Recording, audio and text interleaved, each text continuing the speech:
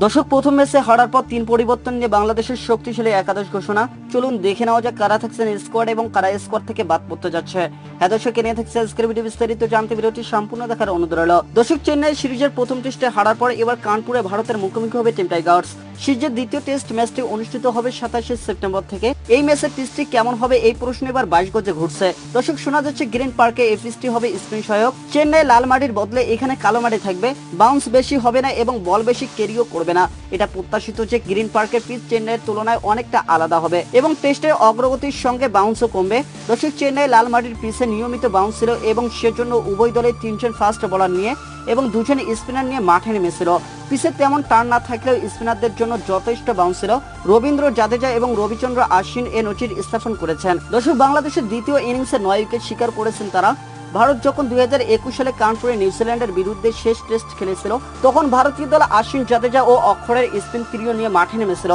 তার আগে 2016 সালের পর প্রথমবারের মতো এই ভেন্যুতে টেস্ট ম্যাচ অনুষ্ঠিত হয়। 2016 সালে ভারতীয় দল সহজে জিতেছিল, কিন্তু 2021 সালে নিউজিল্যান্ডের ব্যাটসম্যানরা ম্যাচ ড্র করতে সফল হয়েছিল। এই পিচে বোলারদের লড়াই করতে হতে পারে, কিন্তু পিচ যদি বোলারদের জন্য খুব বেশি সাহায্য না করে, তাহলে এমন পরিস্থিতিতে ব্যাটসম্যানদের বড় স্কোর করতে খুব একটা অসুবিধা হবে না। দর্শক, 2021 সালে সুরেশ আয়ার তার টেস্ট অভিষেকে একটি সেঞ্চুরি এবং 2টি হাফ সেঞ্চুরি করেছিলেন, যখন টম লাথাম ভারতের 2 কিংবদন্তি স্পিনারদের বিরুদ্ধে সাহসী ব্যাটিং দেখিয়েছিলেন এবং 2টি হাফ সেঞ্চুরি করেছিলেন। তার মানে কানপুরের পিচ ব্যাটসম্যানদের হতে পারে আসতে পারে বড় রান। এদিকে বাংলাদেশে ভারত মধ্যকার 2 ম্যাচের টেস্ট সিরিজের প্রথম ম্যাচটিতে বাংলাদেশ যেখানে হেরেছিল 280 রানের বিশাল ব্যবধানে। ম্যাচের এই বড় ব্যবধানে হারের পিছনে বাংলাদেশের প্রধান দুর্বলতা হিসেবে উঠে এসেছে দলের ব্যাটিং ব্যর্থতা। দর্শক, বাংলাদেশের ব্যাটসম্যানরা ধারাবাহিকভাবে নিজেদের প্রমাণ করতে ব্যর্থ হয়েছেন। বিশেষ করে টপ অর্ডারের ব্যর্থতা ছিল চোখে পড়ার মতো। তার সঙ্গে যুক্ত হয়েছে বাংলাদেশের স্পিন বিভাগের উইকেট শূন্যতা। দর্শক, পেসাররা যেখানে দুর্দান্ত বোলিং করেছেন, সেখানে স্পিনাররা তাদের ছায়া হয়ে থেকেছেন এবং প্রয়োজনীয় উইকেট তুলে নিতে পারেননি। ফলে প্রথম টেস্টে বড় ব্যবধানে হারতে হয়েছে দলকে। দর্শক, বাংলাদেশের জন্য সিরিজের ভাগ্য বাঁচাতে দ্বিতীয় টেস্ট ম্যাচে জয় ছাড়া কোনো বিকল্প নেই বাংলাদেশের সামনে। দলকে শক্তিশালী করার জন্য বেশ কিছু পরিবর্তন আনা হয়েছে স্কোয়াডে। ব্যাটিং লাইন আপে ধারাবাহিকতা সরানোর পাশাপাশি স্পিন বিভাগে আরো কার্যকর করতে নতুন পরিকল্পনা নিয়ে মাঠে নামছে টিম টাইগার্স।